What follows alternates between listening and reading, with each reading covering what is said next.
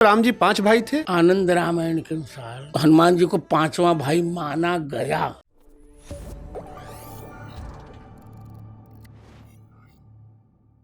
राम जी 5 भाई थे। कहीं वक्तव्य कर रहा कि कैकेयी जी की खीर से हनुमान जी का भी जन्म हुआ था। मुझे बोलने दिन मैं बता रहा हूँ। जी।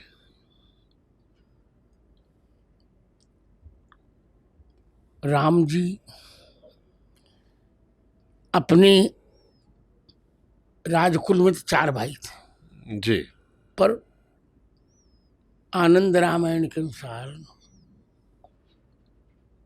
कैकेयी की खीर से, कैकेयी की खीर को वो वायु देवता उड़ा कर ले गए थे, गृध्रन के द्वारा अंजना माँ को दिया था, तो हनुमान जी का प्राकट्य हुआ। इससे राम जी को, हनुमान जी को पांचवा भाई माना गया। तुम मम प्रिय भरत ही सम भाई। ठीक है जी। भरत के समान तुम हो। पर राज्याधिकार में 4 ही भाई, हनुमान जी को भ्राता माना गया। भरत रामचरितमानस में 5 बार भरत जी ने हनुमान जी को भाई कहा। तात तात कुशल को सुख निधान की, तात गहर हो तो ही जाता। उत्तरकांड में तात नाहिन तात उरुन में तो ही, तो कहा दे तुम सुन भ्राता को, तुम तात कहाँ से आए। ठीक है। ठीक। नीम करौली जी को कुछ लोग हनुमान जी का अवतार कहते हैं, ये सही है गलत है? ऐसी संतों पर मैं टिप्पणी नहीं करना चाहता। जी। वैसे तो समर्थ गुरु रामदास जी को भी लोग अवतार कहते, तो अपनी श्रद्धा है, श्रद्धा भाव में। हाँ जी। ठीक है। देखो मैं फिर कहने जा रहा हूँ, मैं एक टैलेंटेड व्यक्ति हूँ जी। और जो कहूँगा बहुत विचारित होगा। हनुमान जी को अब अवतार लेने की आवश्यकता नहीं है। जी। चारों युग प्रताप तुम्हारा, अवतार वो लेता है जो शरीर छोड़े। जी। हनुमान जी 4 युगों में कृपा हो सकती है। जी। समर्थ गुरु रामदास पर हनुमान जी कृपा थी। जी। नीम करौली वाले बाबा महाराज पर भी हनुमान जी कृपा थी। अवतार कहना तो अतिरंजना होगी। गुरुदेव आपका हाथ कैसा है जिस पे चोट लगी थी? अब तो ठीक है। नरसिम्हा राव सरकार में आप पर लाठी चली थी। हाँ चली थी ना। ये देखो यहाँ एक का थोड़ी टेढ़ी है, इसकी अपेक्षा देखो जी। यहाँ लाठी भी चली थी जी। और मैं जेल में भी था। कई महीना? 8 महीने कल्याण सिंह के साथ मैं भी था जेल में, पर मैं भोजन मंगवा लेता था बाहर से। जी। उसमें मेरी बड़ी बहन आप सबकी बुआ जी थी जी। डॉक्टर कुमारी गीता मिश्रा। जी जी जी। वो मेरी थी तो बहन जी, पर व्यवहार में बहन कम थी, माँ अधिक थी। जी। तो भोजन पहुंचा देती थी, मैं कर लेता था। सुंदर। बहुत संघर्ष के बाद ये मंदिर देखा है। बहुत संघर्ष के बाद देखा आजकल, पर इतना संघर्ष के बाद भी जी उस कष्ट में मैं नहीं हूँ। जी। जबकि मैं कह सकता था कि गोविंद देवगिरी ने कब आंदोलन किया, कब आंदोलन भूमिका निभाई, जी। क्यों बन गए ट्रस्टी, पर मैंने कुछ नहीं कहा। तो देखिए संत उसी को कहते हैं जो कार्य करके पद न चाहे। हनुमान जी ने 3 राज्य जीतवाया।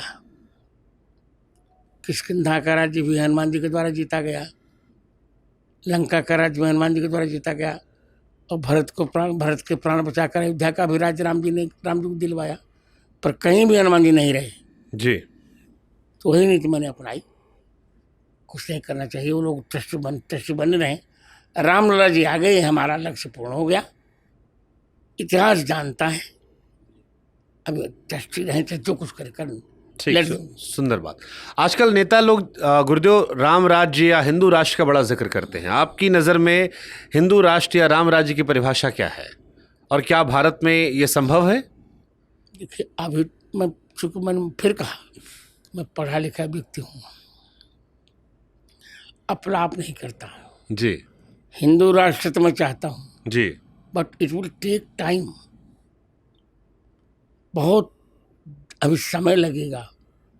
पहले तो हिंदू राष्ट्र के लिए संसद में हिंदूवादियों की कम से कम 370 सीटें हों, 3/4 बहुमत हो, तब भारतीय संविधान में कुछ उलटफेर किया जा सके। ये थोड़ा भी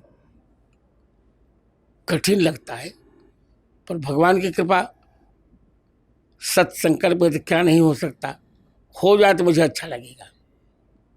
और मैं प्रयास भी करूंगा जी कि हिंदुओं की संख्या बढ़े।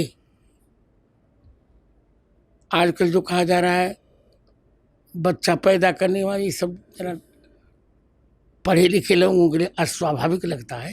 ये है कि जो हमसे बिछुड़ गए हैं, उन्हीं को लौटा लिया जाए तो भारत में 80% हिंदुओं की संख्या हो सकती है। ये आप दलितों की तरफ इशारा कर रहे हैं या जो कन्वर्ट हो गए मुसलमान उनकी तरफ? दोनों को। दलित तो हिंदू ही है, पर जो मुसलमान ईसाई जो कन्वर्ट हो गए हैं जी, उनको लौटाया जा सकता है, और हम प्रयास कर भी रहे हैं। ठीक है। इसमें धीरेन्द्र जी भी काफ़ी कोशिश कर रहे हैं आजकल। वो तो मेरा बताया ना, उसने तो मुझसे ही दीक्षा ली उन्होंने। जी। अच्छा, ये रामचंद्र जी के बारे में बताइए कि आपके 2 शिष्य हैं। एक तो धीरेन्द्र जी एक दिन मुझसे शिकायत भी कर रहे थे, कह रहे थे वो रामचंद्र जी से बहुत जलन रखते हैं क्योंकि वो आपके आसपास रहते हैं।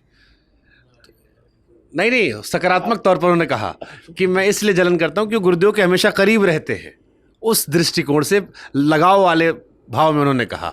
तो आपके 2 शिष्य हैं, दोनों अलग अलग नाम रोशन कर रहे हैं। धीरेन्द्र जी को दुनिया जानती है, थोड़ा रामचंद्र जी के बारे में बताइए। आपके उत्तराधिकारी भी हैं, क्यों आपने चुना, क्या रिश्ता आपका है और क्या खूबी आपने देखी उनमें?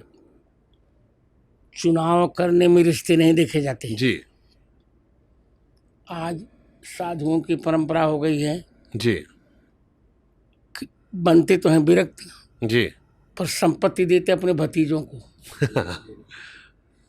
मैंने ऐसा नहीं किया जी क्योंकि मेरा परिवार स्वयं समृद्ध है, पढ़ा लिखा है, जी किसी को आश्रम से कुछ लेने देने की इच्छा नहीं। जी क्योंकि आचार्य रामचंद्र दास बचपन से मेरे साथ रहते थे, जी इसको मैं प्रेम भी बहुत करता था, अभी भी करता हूँ। जी मैंने देखा कि ये ब्राह्मण है, वत्सगोत्री है, इसे उत्तराधिकारी बना दिया जाए, तो उत्तराधिकारी बना दिया, अच्छा चला रहा है।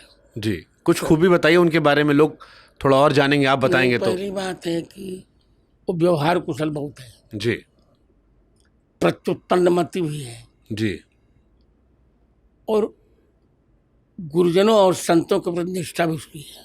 जी अभी धीरेन्द्र शास्त्री भी गृहस्थ हैं, जी, उनका विवाह भी होगा, हाँ उनका होगा। वो जलन नहीं रखते। नहीं, वो मोह वाला जलन था कि वो ये आपके करीब रहते हैं, तो वो कहे कि मुझे भी करीब रहने की इच्छा होती है, लेकिन अब मैं अलग जिम्मेदारियां पा गया हूं, इसलिए मैं दूर रह के अपना काम कर रहा हूं गुरुदेव के आशीर्वाद से। नहीं, वो जलन नहीं जी, एक आनंद है जी उसको जलन नहीं करना चाहिए। जी एक प्रकार की इच्छा जी, का कदाचित मैं भी निकट होता। हाँ ये वो कह रहे थे, यही उनका भाव शायद यही था। हाँ, जलन नहीं। हाँ शब्द अब इस बार भी वो जी मुझसे श्रीयंत्र की दीक्षा लेकर मुझसे गया, भी तो गए, जी